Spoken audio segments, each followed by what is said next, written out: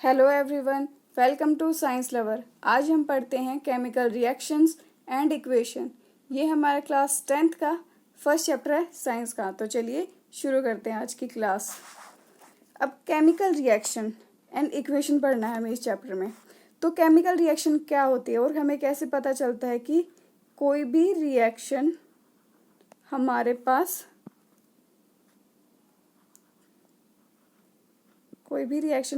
Chemical reaction कब कहलाती है? जब उस रिएक्शन के अंदर कुछ केमिकल चेंज आए, तभी वो रिएक्शन हमारे पास केमिकल रिएक्शन कहलाएगी। तो इसके लिए चलिए मैं आपको एक्टिविटी बताती हूँ। इस एक्टिविटी को या फिर इस एक्सपेरिमेंट को हम लैब में भी परफॉर्म कर सकते हैं। ठीक है, हमने इसके लिए एक लिया बर्नर। बर्नर का क्या यूज़ होता है लैब के अंदर? किसी भी कंपाउंड को हीट अप करने का। ठीक है, अगर आप अपने कभी लैब में गए होंगे केमिस्ट्री की लैब में, तो आपको बर्नर तो देखे ही होंगे वहाँ पे। ठीक है, तो यहाँ पे हमने जो ये कंपाउंड लिया है, ये है हमारे पास मैग्नीशियम रिबन।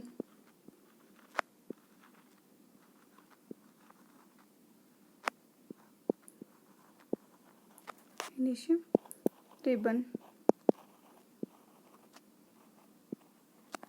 ये कोई टूल है जिसकी वजह से हमने इस कंपाउंड को पकड़ा हुआ है। ठीक है, और ये है हमारे पास वॉच ग्लास।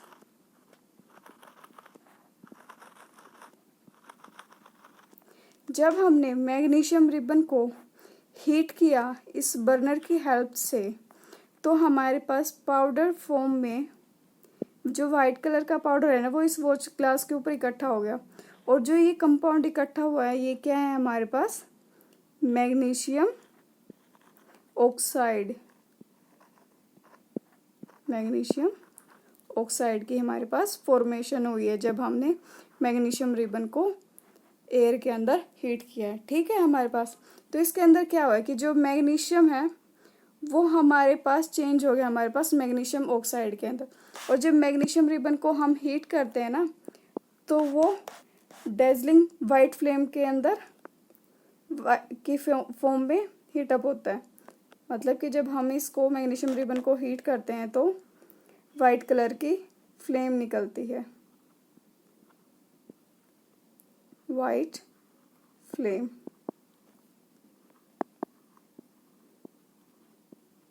और जो ये हमारे पास मैग्नीशियम रिबन क्या है? सॉलिड फॉर्म में है। और ये हमारे पास किस फॉर्म में मिला? इधर पाउडर फॉर्म में। तो इसकी स्टेट भी चेंज होगी। तो हम कैसे पता लगा सकते हैं कि ये रिएक्शन हमारे पास केमिकल रिएक्शन है या फिर नहीं है? तो कुछ इन तरीक़ों से हम पता लगा सकते हैं कि केमिकल रिएक्शन हुई है या फिर नहीं हुई है। ठीक है, जब उसकी स्टेट के अंदर चेंज आए, हमारे पास कौन कौन सी स्टेट होती है? सॉलिड होगी, लिक्विड है, गैसियस है और एक्वस। ठीक है, ये सारी हमारे पास क्या है? Gaseous state. ये सारी क्या है हमारे पास? स्टेट्स हैं।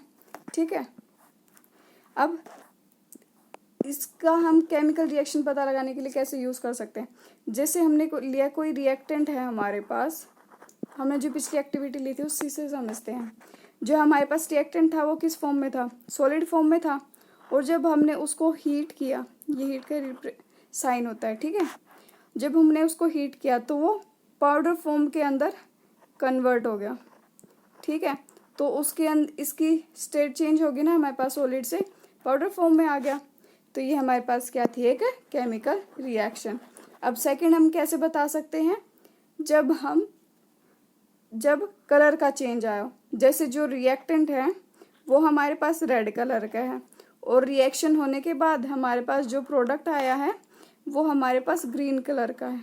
तो इससे भी हमें, तो यहाँ पे क्या होगा? जो रेड कलर है वो ग्रीन कलर में चेंज होगा। तो हमें यहाँ से भी पता लग सकता है, जब कलर चेंज होता है हमें उससे भी पता लग सकता है कि हमारे पास कोई केमिकल रिएक्शन हो रही है या नहीं हो रही। थर्ड है हमारे पास इवोल्यूशन ऑफ गैस, कि जब हमारे पास कोई रिएक्शन हो रही है ना, जैसे ये रिएक्टेंट है, ये प्रोडक्ट है हमारे पास, और कुछ गैस भी साथ में निकल रही है, तो उससे भी हमें पता लग सकता है कि ये हमारे पास कोई केमिकल रिएक्शन है। नेक्स्ट है हमारे पास चेंज इन टेम्परेचर, कि जब हमारे पास उसका टेम्परेचर चेंज हो जाए। अब जैसे एक सिंपल सा एक्सपेरिमेंट है, सोडियम हाइड्रोक्साइड की पैलेट्स होती हैं हमारे पास वाइट कलर की, ठीक है। और हमने जैसे ये बीकर ले लिया, इसके अंदर हमारे पास है वाटर। जब हम इन पैलेट्स को इस वाटर के अंदर डालते हैं ना और डिज़ोल्व करते हैं, तो जो ये बीकर है ना वो हमारा गर्म होना स्टार्ट हो जाता है, ठीक है। तो इससे क्या हुआ, इसका जो जब हमने पैलेट नहीं डाली थी उससे पहले ये क्या था, नॉर्मल रूम टेम्परेचर पे था। लेकिन जब जैसे ही हमने इसके अंदर सोडियम हाइड्रोक्साइड की पैलेट्स डाली, इसका जो टेम्परेचर है वो इंक्रीज कर गया।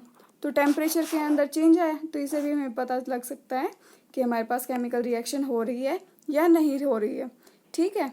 अब हमारे पास बहुत सारी केमिकल रिएक्शंस हैं और उनके अलग अलग तरीके की रिप्रेजेंटेशन है। तो हम अब देखते हैं कि हम इन केमिकल रिएक्शंस को कैसे रिप्रेजेंट कर सकते हैं, ठीक है। नेक्स्ट क्लास में पढ़ेंगे कि हमारे पास कितने टाइप की केमिकल रिएक्शंस होती हैं, ठीक है। अब जैसे हमने वो एक्टिविटी ली थी, उसके अंदर हमने क्या किया था कि जो मैग्नीशियम रिबन है उसको हम सेंटेंस की फॉर्म में कैसे लिख सकते हैं कि हमने मैग्नीशियम रिबन को बर्न किया एयर के अंदर, तो हमारे पास मैग्नीशियम ऑक्साइड की फॉर्मेशन होगी। तो वो क्या कहलाएगी, हमने कि उसको हमने एक सेंटेंस की फॉर्म में लिख दिया, ठीक है। तो जब हम उसको सेंटेंस की फॉर्म में लिखेंगे तो वो लॉन्ग मेथड हो जाएगा हमारे पास, ठीक है। अब क्या ऐसा कोई और मेथड है जिसकी हेल्प से हम इसको और छोटा कर सकें? हाँ है, जब हम उसको वर्ड इक्वेशन के अंदर लिखते हैं, ठीक है। मतलब कि जैसे हमने उसमें क्या था, मैग्नीशियम था,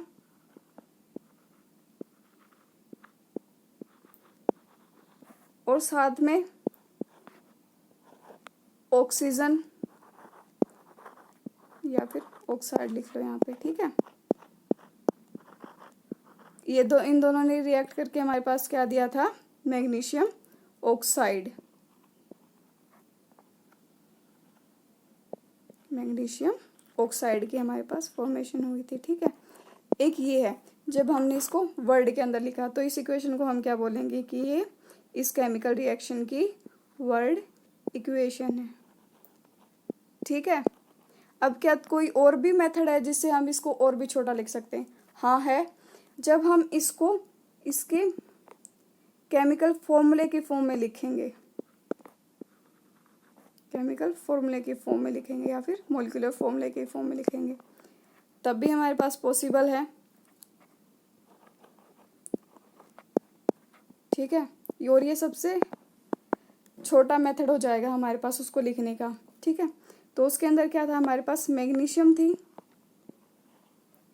प्लस ऑक्सीजन थी, और जब रिएक्शन होने के बाद हमें क्या मिला, मैग्नीशियम ऑक्साइड। ये हमारे पास मैग्नीशियम ऑक्साइड की रिप्रेजेंटेशन है, ठीक है। ये सबसे शॉर्ट मेथड है और रिएक्शंस के अंदर हम इसी फॉर्म में लिखते हैं हम रिएक्शंस को, ठीक है। अब हम ये देखते हैं कि ये रिएक्शन हमारे पास बैलेंस है या फिर नहीं है, ठीक है। अब ये बताओ कि इसके अंदर एलिमेंट्स कितने हैं, पहले मैं बता देती हूँ आपको, फिर और एग्जांपल से सोल्व करते हैं, ठीक है। इसके अंदर दो एलिमेंट है, एक तो मैग्नीशियम है और एक ऑक्सीजन है। तो हमने लिख लिया, एक तो हमारे पास मैग्नीशियम है और एक है हमारे पास ऑक्सीजन। अब कितने नंबर ऑफ एटम्स हैं, number of atom reactant side, और यहाँ पे number of atoms product side, ठीक है। मैग्नीशियम कितनी है रिएक्टेंट साइड में, हमारे पास एक ही है ना, और प्रोडक्ट साइड भी एक ही है। और ऑक्सीजन कितनी है हमारी रिएक्टेंट साइड, 2, और प्रोडक्ट साइड कितनी है हमारे पास, 1। तो इसका मतलब क्या है कि हमारे पास रिएक्शन बैलेंस्ड नहीं है। जिसके अंदर जो नंबर ऑफ एटम्स रिएक्टेंट के और प्रोडक्ट के दोनों साइड सेम हो तो वो हमारे पास बैलेंस्ड इक्वेशन कहलाएगी, ठीक है। और अगर वो हमारे पास बैलेंस्ड नहीं है, अगर वो नंबर ऑफ एटम्स सेम नहीं है रिएक्टेंट और प्रोडक्ट के, तो उसको बोलेंगे हम स्केलेटल केमिकल इक्वेशन, ठीक है। इसके अंदर क्या हमारे इस रिएक्शन के अंदर क्या हमारे पास नंबर ऑफ एटम्स जितने रिएक्टेंट के हैं उतने प्रोडक्ट के हैं? नहीं ना, क्योंकि देखो मैग्नीशियम के तो सेम है, लेकिन ऑक्सीजन हमारे पास रिएक्टेंट साइड 2 है और प्रोडक्ट साइड 1 है, तो सेम नहीं है ना। तो ये रिएक्शन हमारे पास किस टाइप की होगी? Skeleton chemical equation. ठीक है। अब हम किसी भी रिएक्शन को बैलेंस्ड कैसे करते हैं, या फिर बैलेंस्ड केमिकल इक्वेशन कौन सी होती हैं? हम देखते हैं एक एग्जांपल बैलेंस्ड केमिकल इक्वेशन का। ठीक है, जैसे ये लिख दिया मैंने, नीचे लिखते हैं इसको, जिंक प्लस सल्फ्यूरिक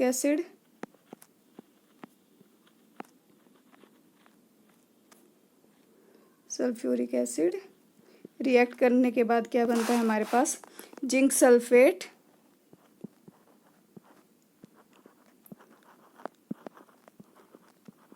और साथ में हाइड्रोजन गैस निकलती है हमारे पास। ठीक है, ये हमारे पास कौन सी फॉर्म है इक्वेशन लिखने की? वर्ड फॉर्म है ना। अब इसको हम लिखते हैं केमिकल फॉर्मूले की फॉर्म में। कैसे लिखी जाएगी हमारे पास? जिंक का क्या होता है? Zn, सल्फ्यूरिक एसिड का H2SO4 और जिंक सल्फेट का क्या होता है हमारे पास? ZnSO4 और हाइड्रोजन का क्या होता है? H2। ठीक है, तो अब देखते हैं कि हमारे पास जो ये इक्वेशन है ये बैलेंस्ड है या फिर नहीं है। उसके लिए हम सबसे पहले क्या करते हैं? हाँ, और एक चीज़ और रह गया आप लोगों को बतानी, कि जो हमारे पास जो लेफ्ट हैंड साइड में होते हैं वो होते हैं हमारे पास रिएक्टेंट्स। ठीक है, और जो हमारे पास राइट हैंड साइड होते हैं वो होते हैं हमारे पास प्रोडक्ट्स। ठीक है, और जो ये एरो है ये हमारे पास रिप्रेजेंट करता है कि रिएक्शन हमारे पास कैसे हो रही है। जैसे रिएक्टेंट से हमारे पास प्रोडक्ट बनता है। ठीक है, कहीं आगे मैं रिएक्टेंट और प्रोडक्ट हम यूज़ करूँ और फिर कहीं आप लोगों को समझ ही ना आए, इसलिए मैंने आपको बता दिया कि रिएक्टेंट का क्या होते हैं और प्रोडक्ट क्या होते हैं। ठीक है, तो अब देखते हैं कि हमारे पास ये इक्वेशन बैलेंस है या नहीं। इक्वेशन को बैलेंस चेक करने के लिए पहले हम देखेंगे कि इसके अंदर कितने एलिमेंट्स हैं और फिर कितने नंबर ऑफ एटम्स हैं रिएक्टेंट साइड और प्रोडक्ट साइड। ठीक है, आप बहुत सारे एग्जाम्पल सोल्व कर लोगे, उसके बाद आप अपने आप बता दोगे कि ये इक्वेशन बैलेंस्ड है या फिर नहीं है। ठीक है, कितने एलिमेंट है? जिंक है, हाइड्रोजन है, सल्फर है, ऑक्सीजन है। तो जिंक है, हाइड्रोजन है, सल्फर है और ऑक्सीजन है। रिएक्टेंट साइड कितने जिंक है हमारे पास? 1। प्रोडक्ट साइड कितने हैं हमारे पास? 1। और रिएक्टेंट साइड अब हाइड्रोजन कितनी है हमारे पास? 2। प्रोडक्ट साइड कितनी हाइड्रोजन है हमारे पास? इधर भी हमारे पास 2 हैं। अब कितने सल्फर है हमारे पास? रिएक्टेंट साइड हमारे पास 1 सल्फर है, और जो प्रोडक्ट साइड है वहाँ पे कितने सल्फर है हमारे? वहाँ पे भी हमारा 1 सल्फर है। और रिएक्टेंट साइड कितने ऑक्सीजन है? 4। प्रोडक्ट साइड कितने ऑक्सीजन है हमारे पास? वो भी 4 है। तो इस इक्वेशन के अंदर क्या है हमारे पास कि जितने number of atoms reactant side है ना उतने ही number of atoms product side है। तो ये क्या हो गया हमारे पास? एक बैलेंस्ड केमिकल इक्वेशन। अब देखते हैं हम हमारा next example. Fe plus H2O gives Fe3O4 plus H2। अब हम पहले देखते हैं कि ये इक्वेशन हमारे पास बैलेंस है या फिर नहीं। उसके लिए हम पहले क्या देखते हैं कि हमारे पास कितने नंबर ऑफ एलिमेंट्स हैं, फिर देखते हैं कि उन नंबर ऑफ एलिमेंट्स के पास कितने नंबर ऑफ एटम्स हैं। ठीक है, रिएक्टेंट साइड और प्रोडक्ट साइड। अब हमारे पास कितने एलिमेंट हैं यहाँ पे? Fe, हाइड्रोजन है और ऑक्सीजन। तो 3 एलिमेंट है हमारे पास यहाँ पे, हाइड्रोजन और ऑक्सीजन। अब देखते हैं रिएक्टेंट में कितने Fe हैं हमारे पास? 1। प्रोडक्ट में कितने हैं हमारे पास? 3। हाइड्रोजन कितनी है हमारे पास रिएक्टेंट में? 2। और प्रोडक्ट में कितनी हाइड्रोजन है हमारे पास? 2। और अब देखते हैं कि हमारे पास ऑक्सीजन कितनी है, रिएक्टेंट में कितनी ऑक्सीजन? 1। और प्रोडक्ट में कितनी है हमारे पास ऑक्सीजन? 4। तो क्या ये हमारे पास बैलेंस्ड इक्वेशन है? नहीं, क्योंकि जो नंबर ऑफ एलिमेंट्स है रिएक्टेंट और नंबर ऑफ एटम्स है रिएक्टेंट और प्रोडक्ट के वो सेम नहीं है। तो अब इस इक्वेशन को हम बैलेंस कैसे कर सकते हैं? तो फर्स्ट स्टेप तो हमारा यही था कि हम ये चेक करेंगे कि ये इक्वेशन हमारे पास बैलेंस है या फिर नहीं है। अब इसका सेकंड स्टेप क्या होता है बैलेंस करने का, कि जो हमारे पास ये हाईएस्ट, इस सबसे ज़्यादा जिसके अंदर एलिमेंट होंगे ना, उस एटम को उठाएंगे हम पहले, ठीक है। अब सबसे ज़्यादा एलिमेंट किसके पास है? इधर है हमारे पास 3 तो Fe हैं और 4 ऑक्सीजन है। तो इनमें से सबसे ज़्यादा नंबर ऑफ एटम्स किसके पास है? ऑक्सीजन के पास, क्योंकि हमारे पास 4 ऑक्सीजन है ना। तो हम उठाएंगे हम ऑक्सीजन को। अब यहाँ पे लिखेंगे हम, ये है हमारा सेकंड स्टेप, कि जो जिसके पास हमारे पास मैक्सिमम नंबर ऑफ एटम्स होंगे वो हमारे साथ चाहे रिएक्टेंट साइड हो चाहे प्रोडक्ट साइड हो, उसको लेंगे हम, ठीक है। तो हम यहाँ पे लिखेंगे, एक टेबल फिर से बनाएंगे, एटम्स ऑफ ऑक्सीजन, ठीक है। अब रिएक्टेंट्स में कितने हैं?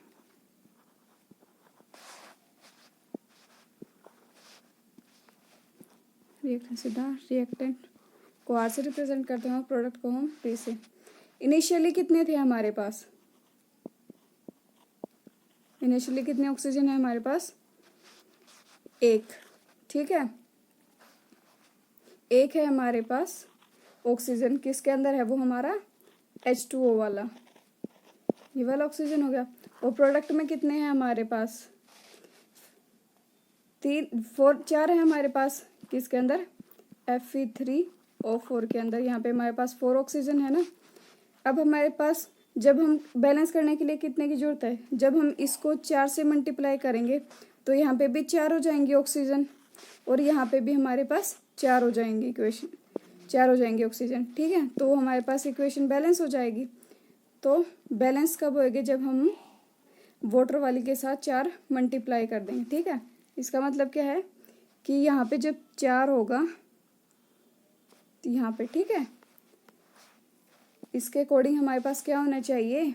रिएक्टेंट में 4 H2O मॉलिक्यूल होने चाहिए, तभी तो बैलेंस होगी हमारे पास, ठीक है।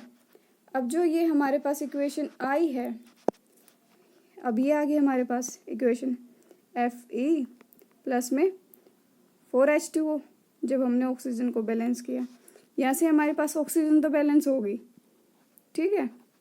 अब हमारे पास क्या और बैलेंस है? नहीं, जो Fe और हाइड्रोजन है ये भी इम्बैलेंस है, क्योंकि यहाँ पे एक Fe है और यहाँ पे 3 Fe हैं, और यहाँ पे हमारे पास 8 हाइड्रोजन है और यहाँ पे हमारे पास सिर्फ 2 हाइड्रोजन है। अब हम इनमें से एक एक करके उठाएंगे और फिर अब इनको बैलेंस करेंगे, ठीक है। अब पहले उठाते हैं हम हाइड्रोजन के एटम, ठीक है। यहाँ पे रिएक्टेंट साइड और प्रोडक्ट साइड। इनिशियल कितने हैं हमारे पास? 8 तो है हमारे पास रिएक्टेंट में, क्योंकि ये वाला 4 इसके साथ मल्टीप्लाई होएगा ना, तो 8 तो हो गया हमारे पास रिएक्टेंट में, ठीक है। वो H2O के हैं। और प्रोडक्ट में कितने हैं हमारे पास? हाइड्रोजन 2 हैं। तो अब इसको बैलेंस कैसे करेंगे? जब हम इसको 4 के साथ मल्टीप्लाई कर देंगे तो हमारे पास यहाँ पे 8 आ जाएगा, तो ये इक्वेशन बैलेंस हो जाएगी हमारे पास। इसका मतलब क्या है कि हमें यहाँ पे 4 के साथ मल्टीप्लाई करना पड़ेगा। अभी भी ये पार्शियली बैलेंस्ड है, क्योंकि हमारे पास जो Fe है वो बैलेंस नहीं हुआ। अब हमारा नेक्स्ट स्टेप क्या होगा कि हम Fe को बैलेंस करें। अब हमारे पास यहाँ पे Fe है, यहाँ पे रिएक्टेंट साइड और फिर प्रोडक्ट साइड।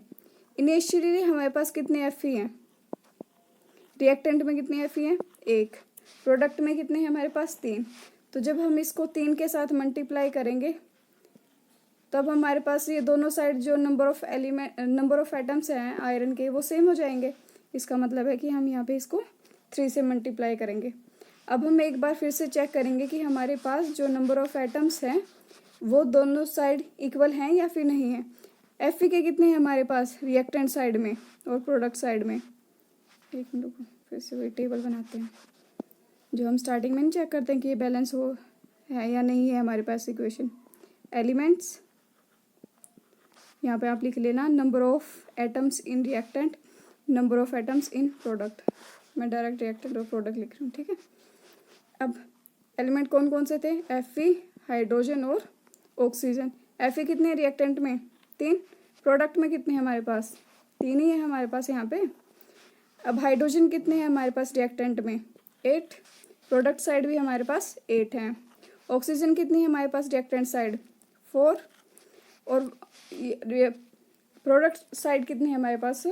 ऑक्सीजन इधर भी 4 है। तो अभी हमारे पास इक्वेशन क्या होगी? बैलेंस्ड इक्वेशन, ठीक है। अब हमारे पास जैसे कुछ रिएक्शन ऐसी होती हैं, अब जैसे ये इक्वेशन आई हमारे पास बैलेंस होने के बाद, क्या इक्वेशन आई थी? 3Fe प्लस H2O, सॉरी यहाँ पे 4H2 है, 4H2 आया था और Fe3O4 एज इट इज था, और फिर हाइड्रोजन थे हमारे पास कितने? 4 हाइड्रोजन थे, ठीक है। अब हमारे पास इस रिएक्शन से क्या हमें ये पता चल रहा है कि हमारे पास कौन सी फिजिकल स्टेट है हमारे पास? कंप्लीट तो इस रिएक्शन के बारे में हम नहीं बता सकते ना, तो फिजिकल स्टेट के लिए हमारे पास पूरी केमिकल इक्वेशन को इंफॉर्मेटिव बनाने के लिए हम उसके साथ उसकी फिजिकल स्टेट को मेंशन करते हैं। अगर जैसे गैसियस होगी तो उसके लिए, अगर वो गैसियस फॉर्म में होगी तो उसको, अगर वो गैसियस फॉर्म में है तो उसको हम ब्रैकेट में जी के साथ रिप्रेजेंट कर देंगे ऐसे, ठीक है। अगर वो लिक्विड स्टेट में है तो उसको हम एल के साथ रिप्रेजेंट कर देंगे। अगर वो सॉलिड है हमारे पास तो उसको हम एस से रिप्रेजेंट कर देंगे, ठीक है। अगर वो हमारे पास एक्वस दिया हुआ है, एक्वस का क्या मतलब है कि हमारे पास जो, उसको रिप्रेजेंट करेंगे एक बार AQ से, ठीक है। अगर हमारे पास एक्वस दिया हो, उसका मतलब क्या है कि हमारे पास जो रिएक्टेंट है कि और जो प्रोडक्ट है वो हमारे पास सॉल्यूशन के अंदर प्रेजेंट है, ठीक है। सॉल्यूशन की फॉर्म में प्रेजेंट है। सॉल्यूशन किसके अंदर? किसका? वाटर प्लस में जो हमारे पास रिएक्टेंट है उसका, वो, ठीक है। तो अब हमारे पास जो Fe होता है वो होता है हमारे पास,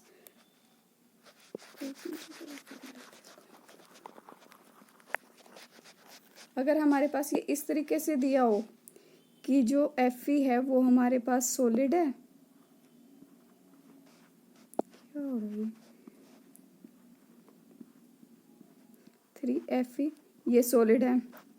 वाटर तो हमें पता ही है कि लिक्विड होता है, तो वाटर है हमारे पास यहाँ पे गैसियस फॉर्म में, और जो ये है Fe3O4 ये होता है हमारे पास सॉलिड फॉर्म में यहाँ पे, और जो हमारे पास H2 है वो होता है हमारे पास गैसियस फॉर्म में। यहाँ पे जो H2 है गैसियस फॉर्म में, उसका क्या मतलब है कि जो हमने वाटर लिया है वो हमें स्ट्रीम की फॉर्म में लिया है, मतलब कि भाप की फॉर्म में लिया है यहाँ पे वाटर को।